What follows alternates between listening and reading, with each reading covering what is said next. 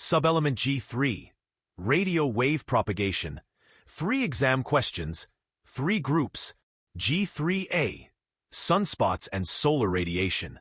Geomagnetic field and stability indices. G3A01A. How does a higher sunspot number affect HF propagation? A. Higher sunspot numbers generally indicate a greater probability of good propagation at higher frequencies. B.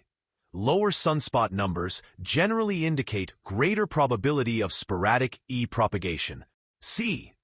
A 0 sunspot number indicates that radio propagation is not possible on any band. D.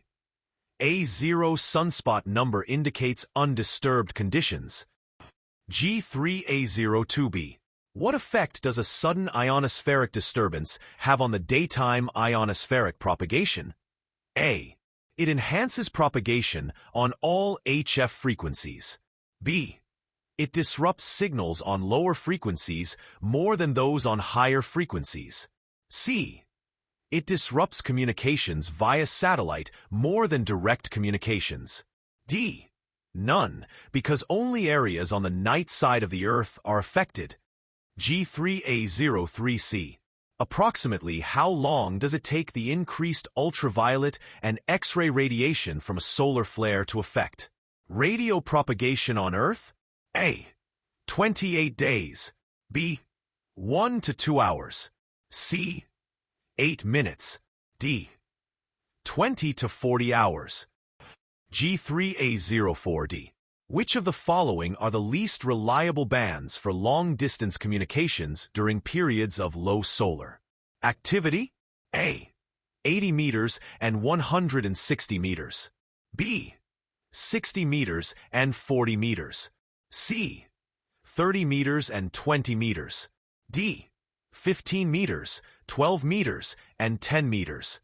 G3A05d. What is the solar flux index? A. A measure of the highest frequency that is useful for ionospheric propagation between 2 points on Earth. B. A count of sunspots that is adjusted for solar emissions. C. Another name for the American sunspot number. D. A measure of solar radiation with a wavelength of 10.7 centimeters. G3A06d. What is a geomagnetic storm? A. A sudden drop in the solar flux index. B. A thunderstorm that affects radio propagation. C. Ripples in the geomagnetic force. D. A temporary disturbance in Earth's geomagnetic field. G3A07d. At what point in the solar cycle does the 20-meter band usually support worldwide propagation during daylight hours? A. At the summer solstice. B. Only at the maximum point. C.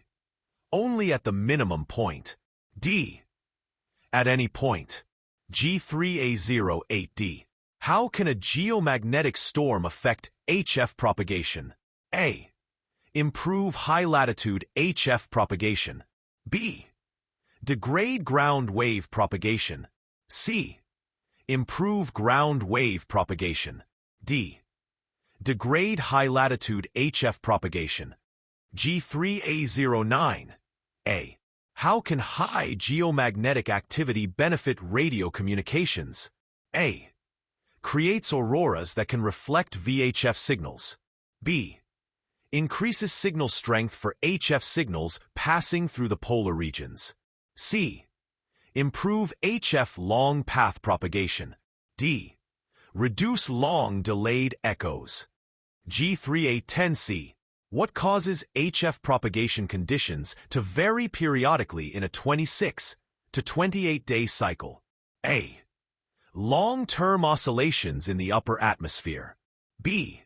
Cyclic variation in Earth's radiation belts. C. Rotation of the sun's surface layers around its axis.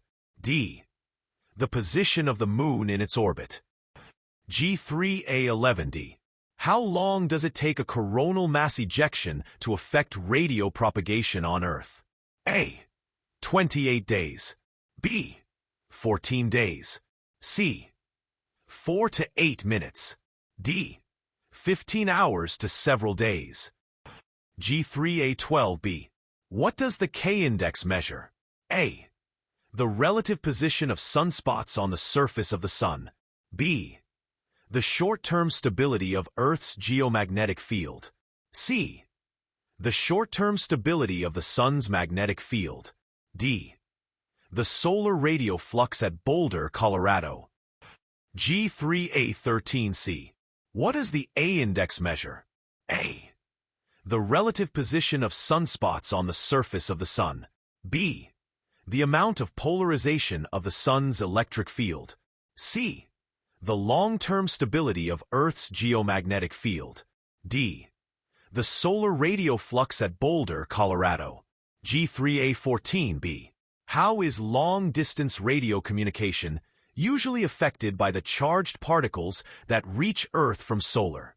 Coronal holes? A. HF communication is improved. B. HF communication is disturbed. C. VHF/UHF ducting is improved. D. VHF/UHF ducting is disturbed.